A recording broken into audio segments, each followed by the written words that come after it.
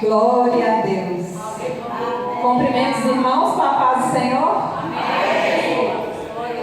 É com grande alegria que eu estou aqui hoje. Podem se assentar, fiquem à vontade, confortavelmente na casa do Senhor.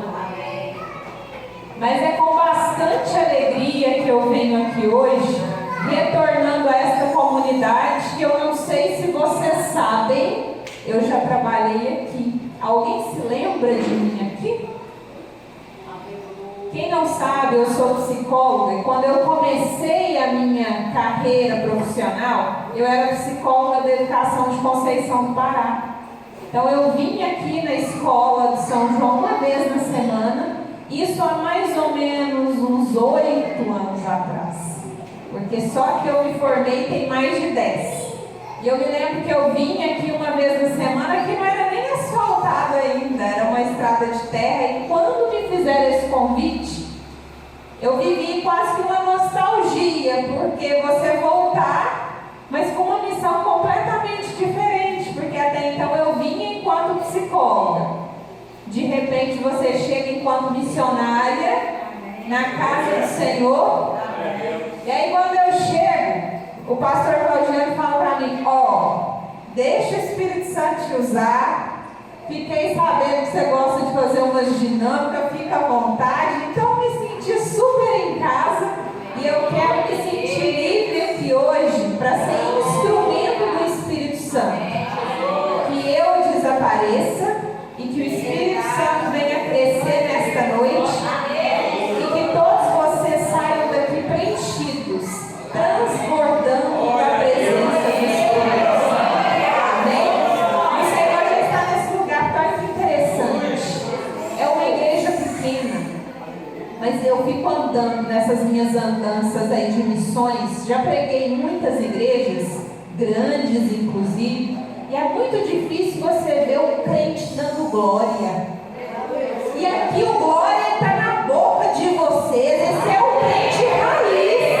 Porque todas as vezes que o Senhor fala com a gente, que a palavra chega já confrontando, que a gente sente a presença do Espírito Santo, como é que a gente responde?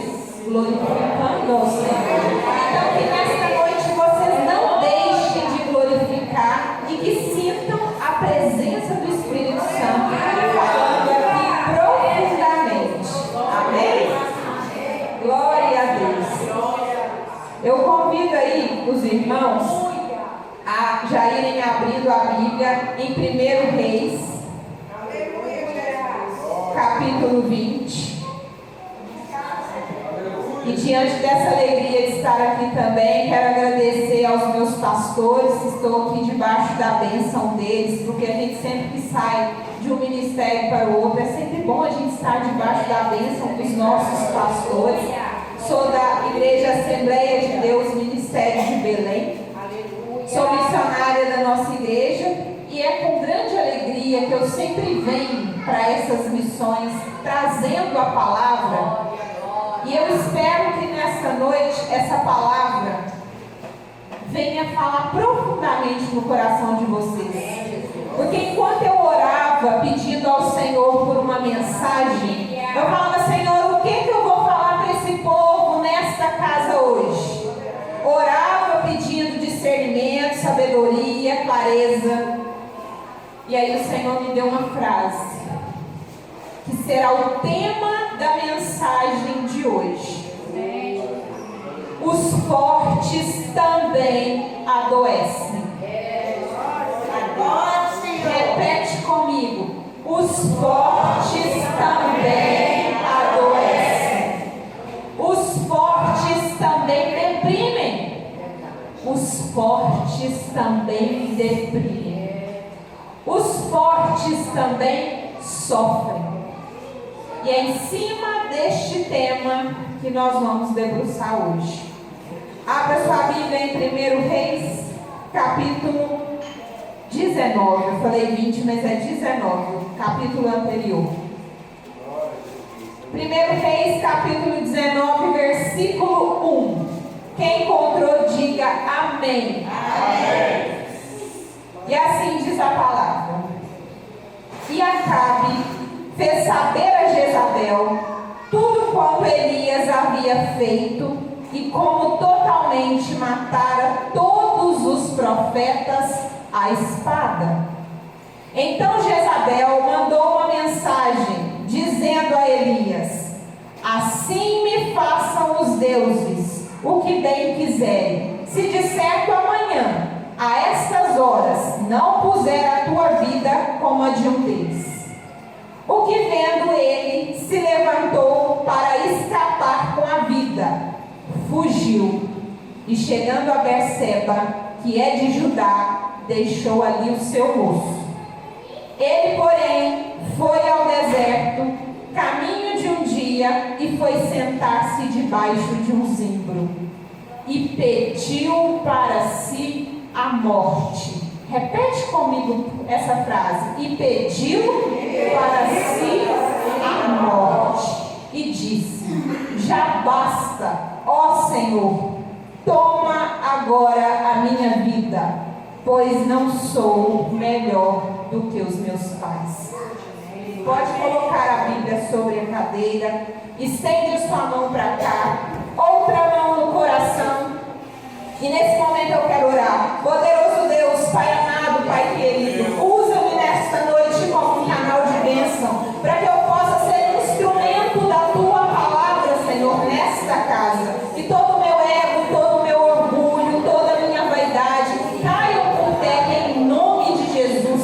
E que a glória do Espírito Santo resplandeça através de mim. Que essas pessoas que aqui estão saiam preenchidas da presença do Espírito Santo. Fala com essas pessoas nesta noite. Assim eu espero, em nome de Jesus. Amém. Você pode glorificar o Senhor com uma salva de palmas?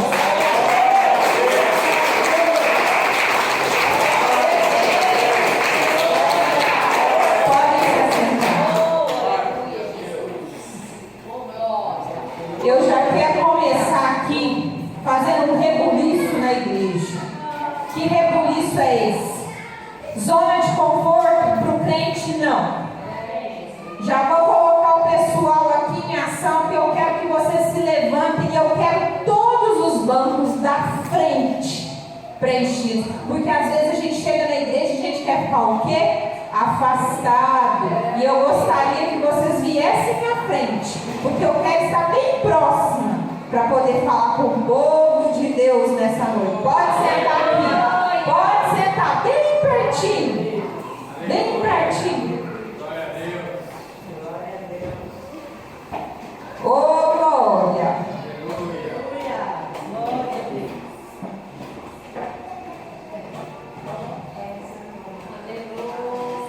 Ó, que bênção.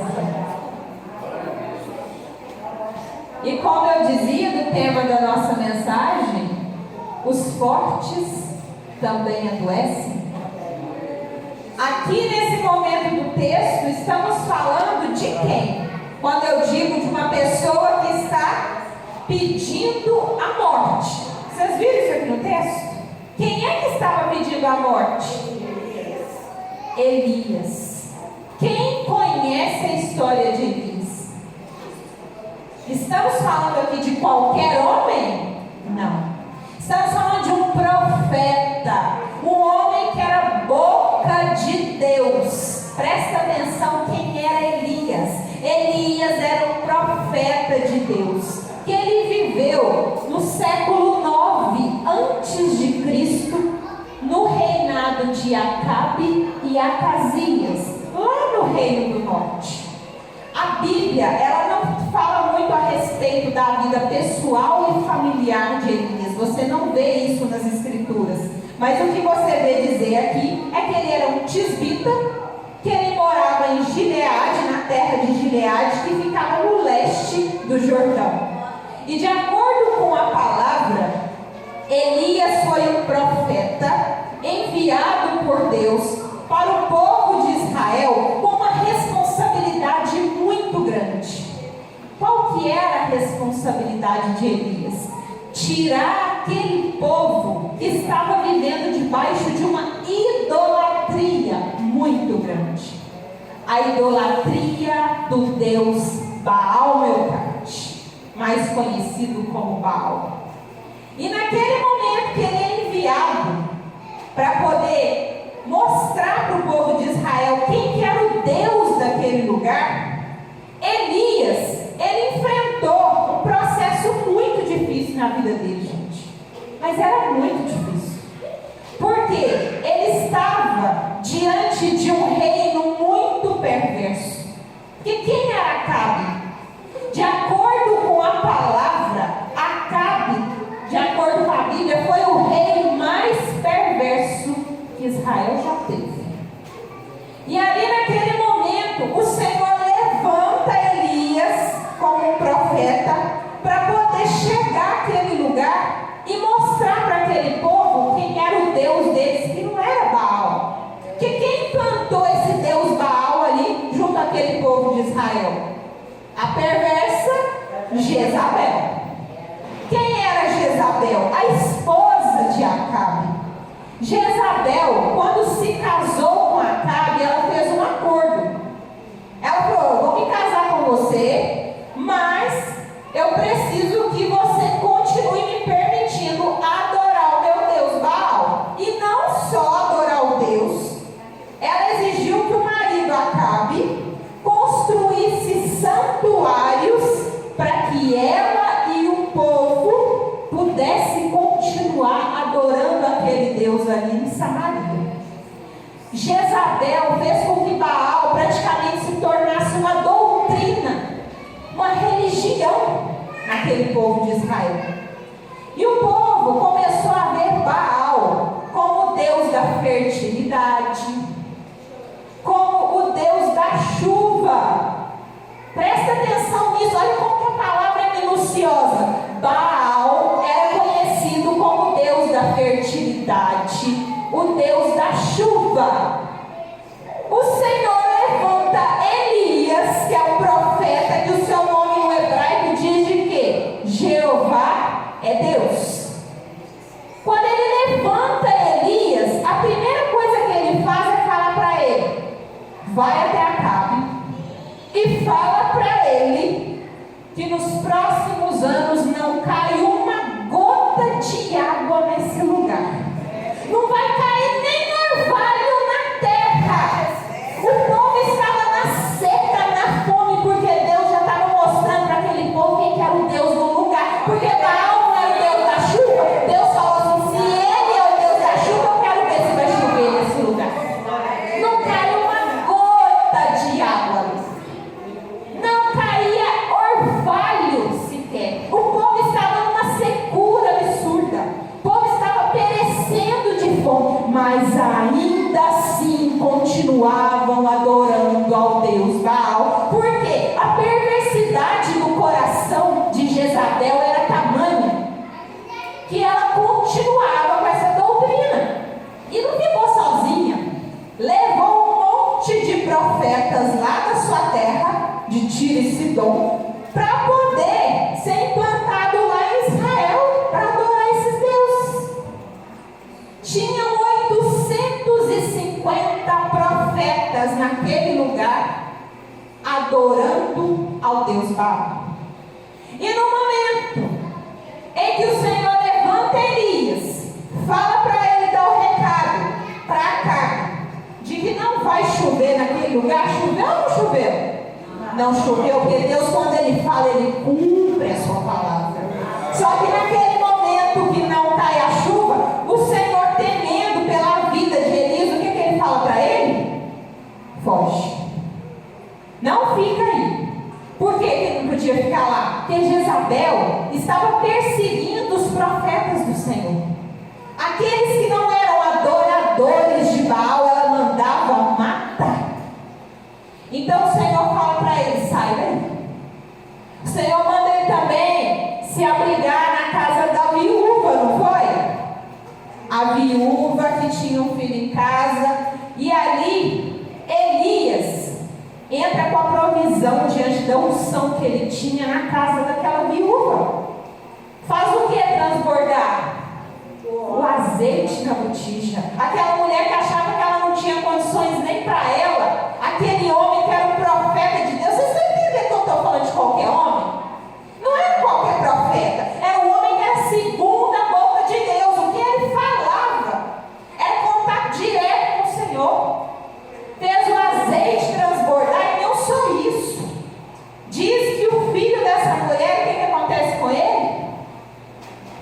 Ele morre. E ele ora. E aquele menino volta a viver. Ele fez o que Jesus fez, gente. Olha isso. Ressurreição. A pessoa que morre volta à vida diante da fé que aquele homem tinha. E mais uma vez o Senhor dá um direcionamento para Elias. Primeiro ele fala para ele ir até Acabe, fala para ele que não vai chover naquele lugar e manda ele fugir. Depois manda ele ir para a casa da viúva. Só que chega um momento em que o Senhor quer destruir aquela idolatria que já estava exagerada, aquela idolatria que estava além da conta. Então o Senhor fala para ele: vai até Acabe. Vai até Acabe, reúne aquele povo no Carmelo, que eu vou mostrar para aquele povo quem é o Deus de Israel.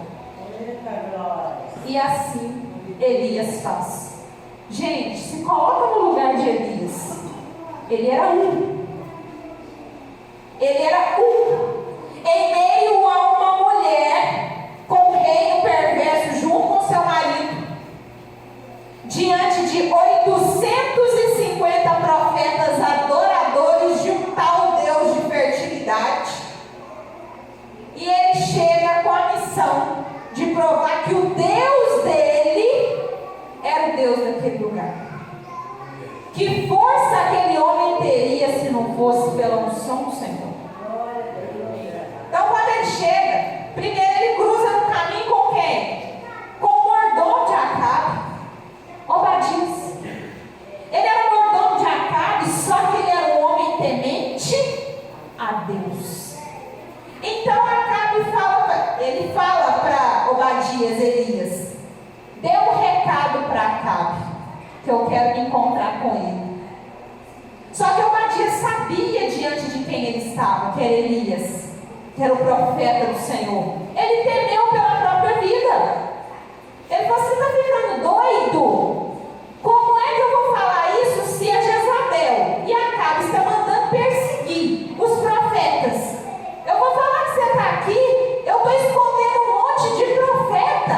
Ele estava, gente, com medo do Senhor, porque ele era um homem temente a Deus. Obadias estava abrigando profetas de Deus em covas, levando comida escondido. Diz que tinham 100 homens abrigados por ele. E de repente Elias chega, querendo que ele vá falar, que vai encontrar com Acabe. Mas Elias ainda assim não tem. Ele vai.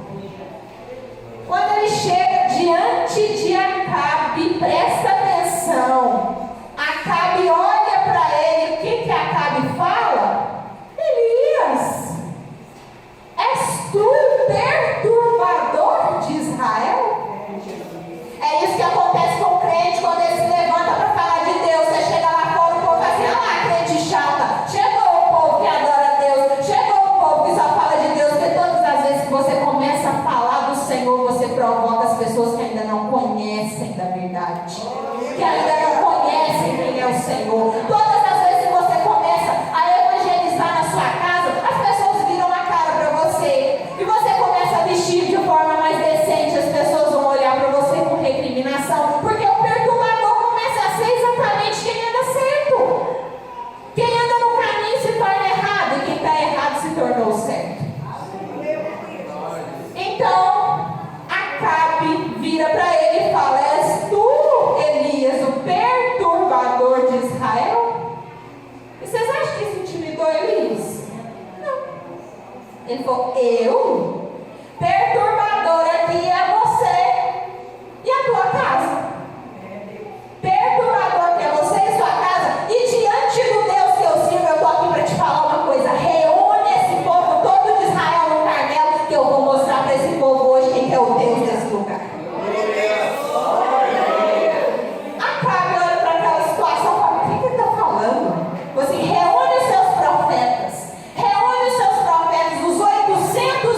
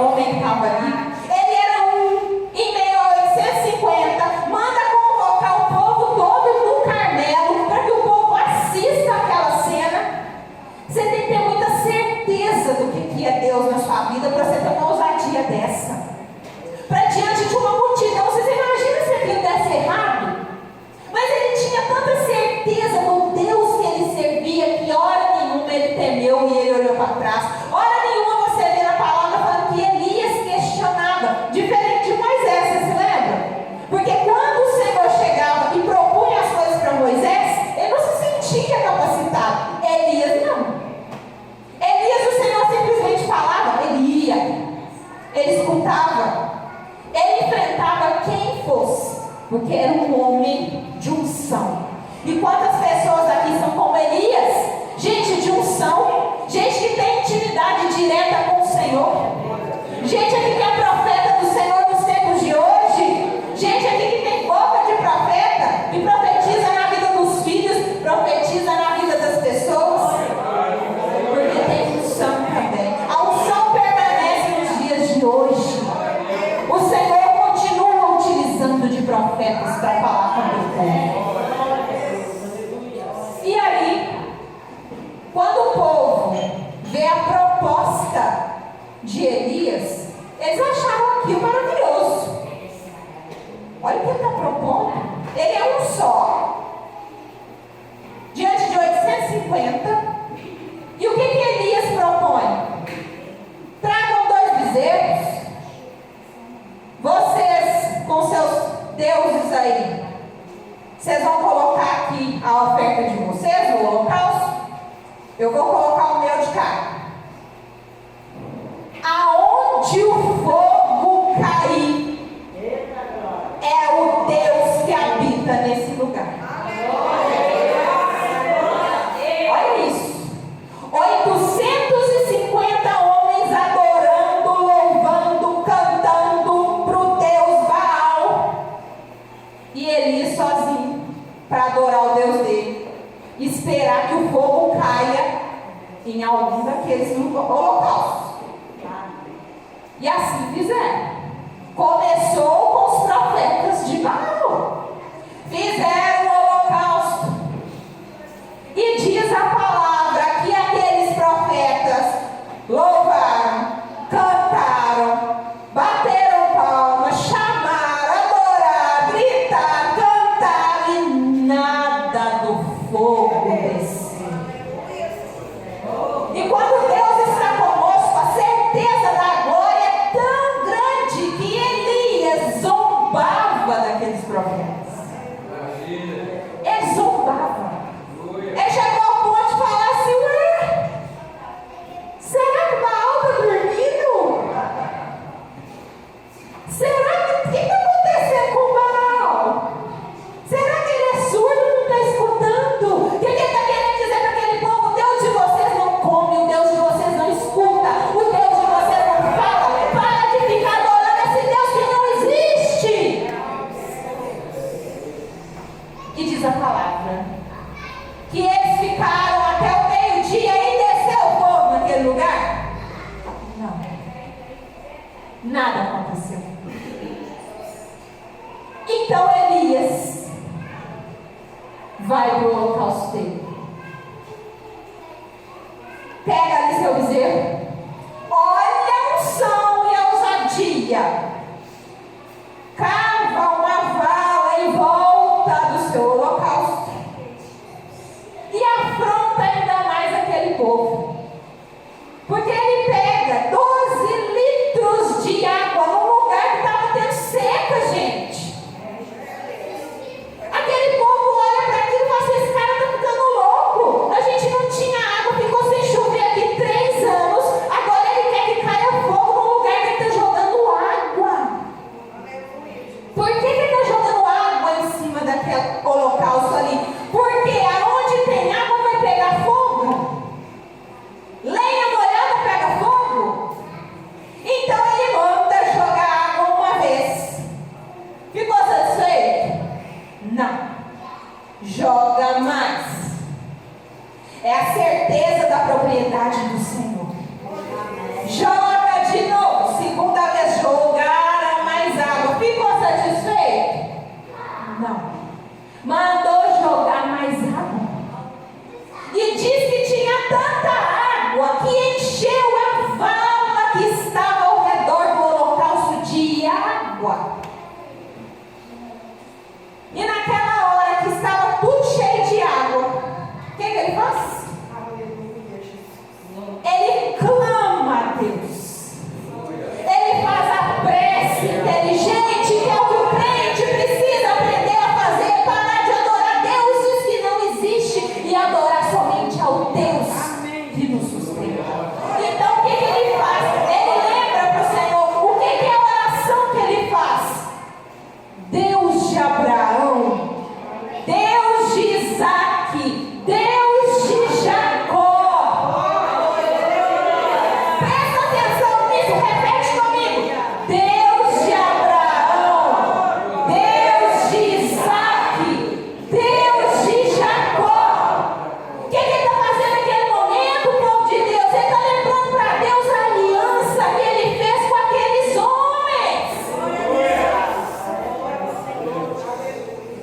E o Senhor, quando olha para ti,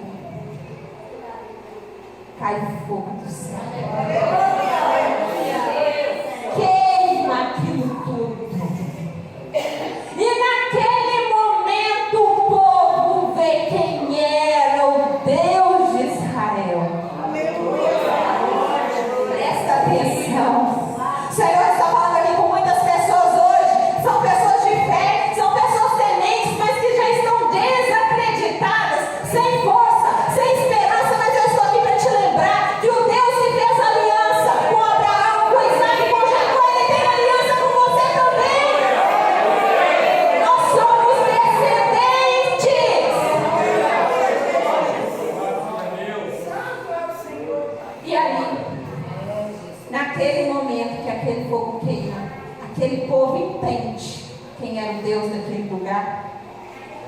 Elias manda trazer esses profetas. Eles são mortos. Acaba com aquele povo. E aí chega onde eu queria chegar. O tema da mensagem de hoje, quem se lembra? Os fortes também adoecem. Porque Elias, no momento que ele vê aquela cena, vocês imaginam a alegria que aquele homem não ficou? Vendo aquela idolatria acabando, caindo por terra.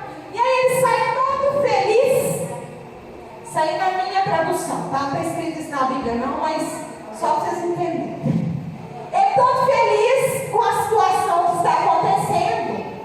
Ele manda Acabe falar para quem do que aconteceu? Para Jezabel. Não era ela a perseguidora de profetas? Não era ela a idólatra de Baal? Não foi ela que implantou esses deuses lá? Fala para Jezabel o que aconteceu aqui. O que estava passando na cabeça de Acabe naquele momento? Agora esse povo converte. Agora acaba essa palhaçada que está acontecendo aqui. Acabou essa fanfarra em Israel. Só que Acabe chega, conta para Jezabel tudo o que aconteceu. O que ela faz?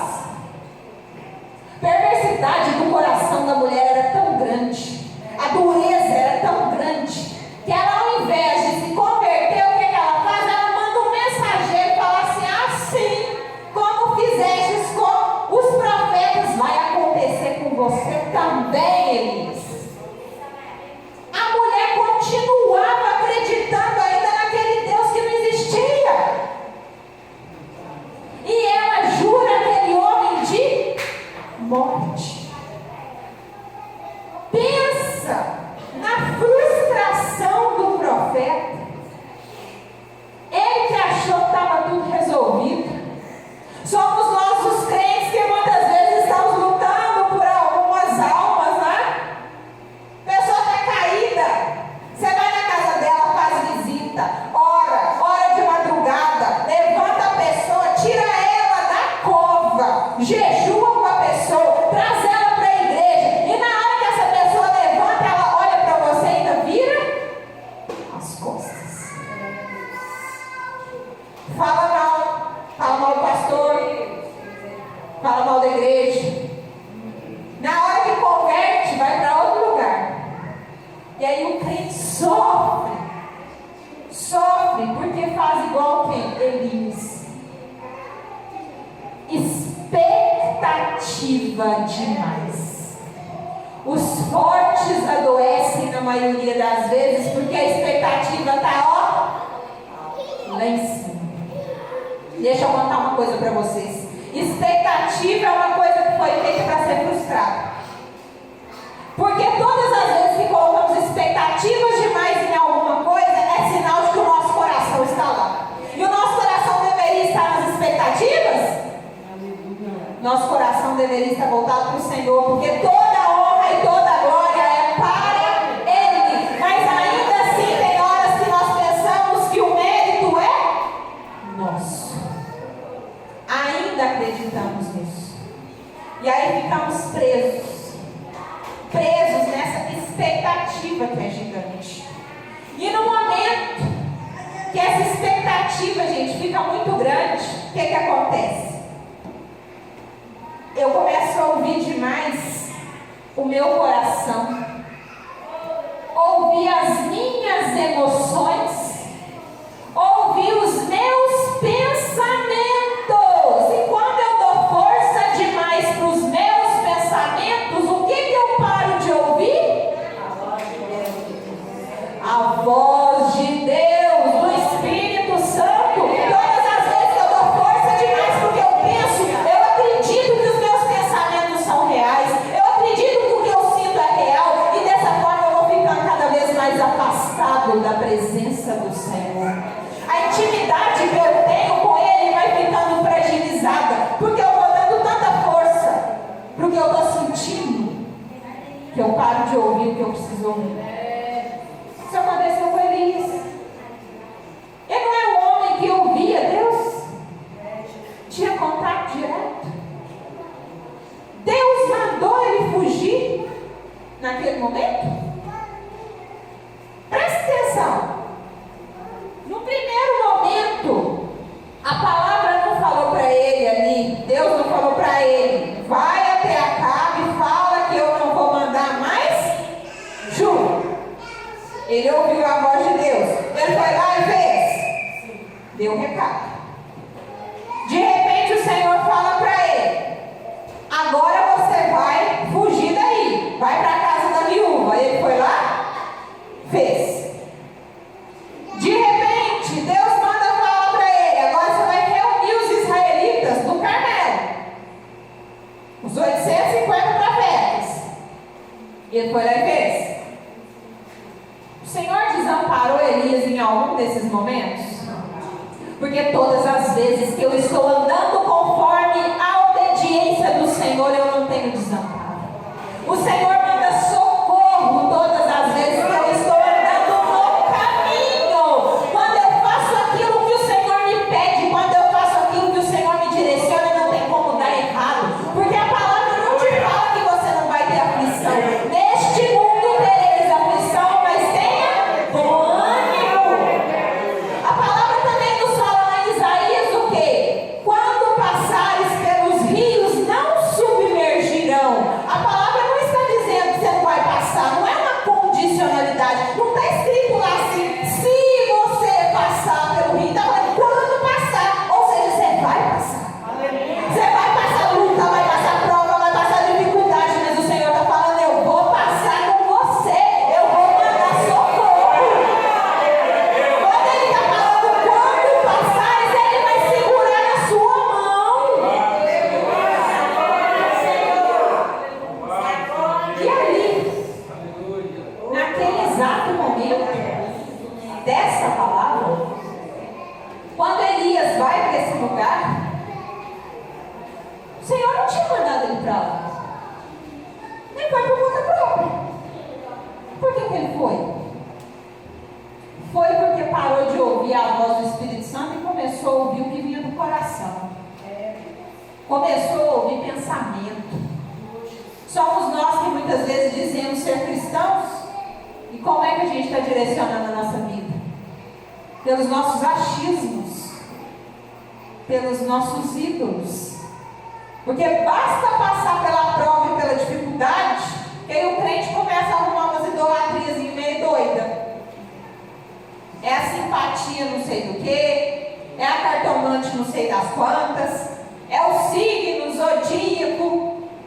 Aí esquece quem que é o Deus de verdade.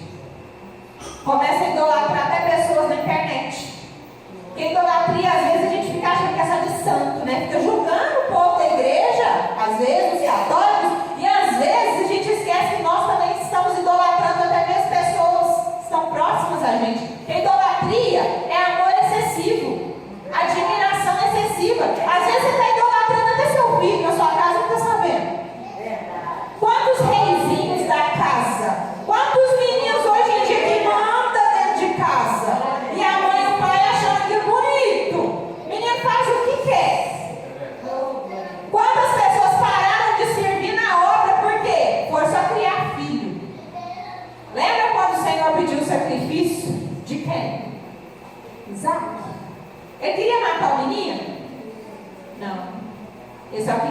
mostrar para o pai dele quem é que tinha que ser prioridade na vida dele. E o Senhor, a palavra fala que Deus é um Deus ciumento. Ele não aceita dividir a sua honra e sua glória com nada, nem ninguém.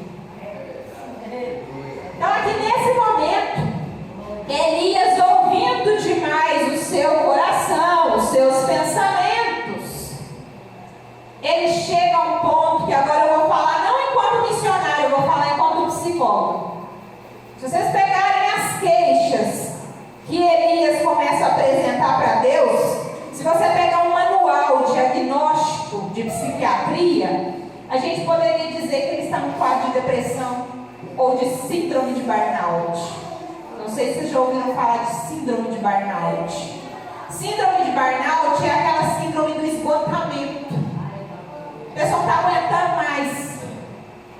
Ela já está estafada, cansada, sobrecarregada, não consegue mais do que produzir. Elias, deixa eu contar uma coisa para vocês, se vocês não sabem às vezes. Ministério cansa. Cansa ou não cansa?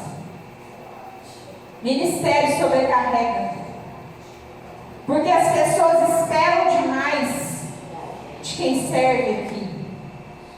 As pessoas esperam demais dos pastores, dos líderes. As pessoas olham para quem está aqui como pessoas de força, mas esquecem que essas pessoas também precisam de ajuda, precisam de socorro.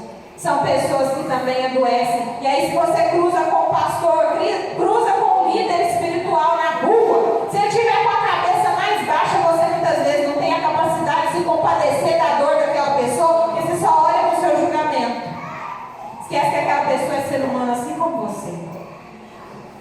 E ali naquele momento que Elias não consegue mais ouvir a voz do Senhor, porque vai ficando distante, vai dando muita brecha para as coisas do coração e para os seus pensamentos. Dentro da psicologia a gente chama de ideação suicida. É a hora que a gente começa a desejar a morte. E ele fala, aqui no versículo 4, se eu não me engano. Versículo 4. E pediu para si a morte. Ele está pedindo a morte, será? A maioria das pessoas que querem morrer, que inclusive suicidam, os estudos científicos nos mostram isso. A pessoa não quer morrer. Ela quer acabar com o sofrimento. Ela quer acabar com a dor. Ninguém quer morrer, não. No momento que a pessoa pensa em tirar a própria vida, porque está doendo tanto na carne, que ela acredita que se ela não mais existir, passa.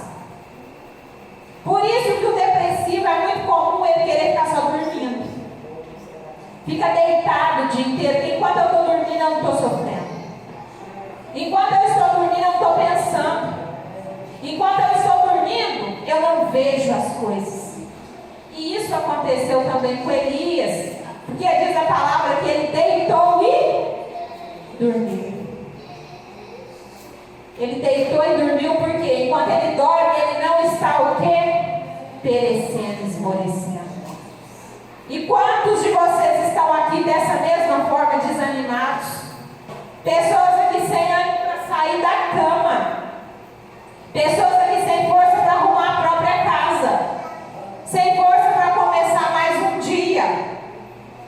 No início a irmã não falou aqui. Hoje eu nem queria oportunidade. E o Senhor hoje está dando a cajadada nela. Veio de voadora. Porque às vezes, assim como Elias, deixa eu te falar, Mulher Maravilha não existe. Não precisa carregar essa bandeira. O Senhor manda te falar. As pessoas podem ver a sua fragilidade. Não precisa te mostrar uma força sobrenatural que você não tem. Quem te sustenta é Deus. Chorar não é problema. Chorar também lava sua alma. Só você sabe a luta que você tem passado.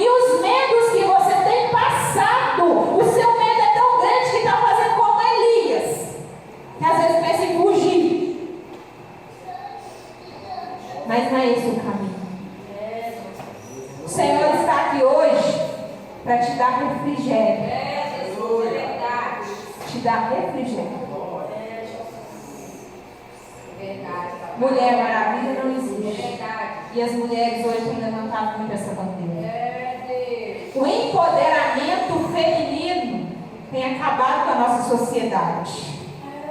Mulheres que se sentem na obrigação de ter que dar conta de tudo sozinhas, mas estão sobrecarregadas. Não estão dando conta. E estão fazendo com que os homens se tornem cada vez mais fracos. E ela chega e acha bonito. Eu troquei essa lâmpada porque se depender de fazer, fica aí um mês e não troca. Olha essa pia pingando. Quer ver? Eu mesmo pego esse sifão que eu troco. Vou mostrar pra ele como é que as coisas funcionam nessa casa. E o homem vai só o quê? Recuando. E aí tá tudo rindo aí, né? Vocês estão rindo de vocês mesmos. Ué. Virou um monte de macho. As casas hoje estão cheias de macho. Macho com macho. Mulherada batendo no peito de que faz, acontece, resolve. Autossuficientes. E o Senhor não fez mulheres para serem autossuficientes. A palavra fala que nós somos adjuntores. Só que fomos tão massacrados durante tanto tempo que agora a gente quer provar para Deus e todo mundo que a gente tem força. Só que às vezes para mostrar a nossa força a gente tem que mostrar fragilidade. Porque o outro só chega para dar ajuda para quem pede. Se você tiver do lado de um pitbull e um poodle, em quem você vai passar a mão? Às vezes o pitbull é uma mocinha, mas você não quer encarar, porque já é imponente. E às vezes o poodle você põe à noite e norte, é igual o pincher, não tem tamanho, mas ninguém também quer entender. É a hora da gente agir com sabedoria. Sabedoria nas relações. Aqui Elias, nesse momento que ele para de ouvir a Deus, ele entra em sintomas depressivos, que se Deus não sacode esse homem, ele perde esse profeta. É o Senhor falando para muitos aqui: eu estou aqui para te sacudir, para você acordar que eu estou contigo, porque eu não vou te perder.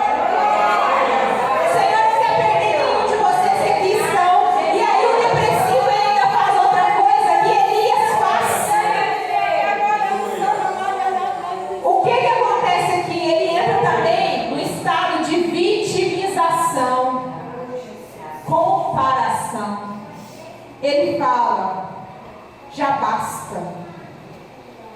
Eu não pude ser melhor do que os meus pais. E tinha que ser. É a hora que nós estamos, às vezes, até aqui nas funções ministeriais, e ficamos comparando a nossa igreja com a igreja do outro, porque lá vai mais gente, aqui vem menos gente. O pastor fez viagem para não sei aonde e eu não tenho condições. Ou então eu estou vendo algumas pessoas tendo que eu não consigo e eu começo a comparar minha vida com a vida de outras pessoas. Só que eu nunca vejo o processo que aquela pessoa passa. A gente só vê o resultado. Só vê a colheita.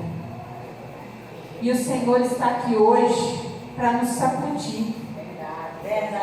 Assim como no final da palavra, quando ele fala que Elias, mesmo diante de tudo isso, ele se esconde aonde? Na caverna.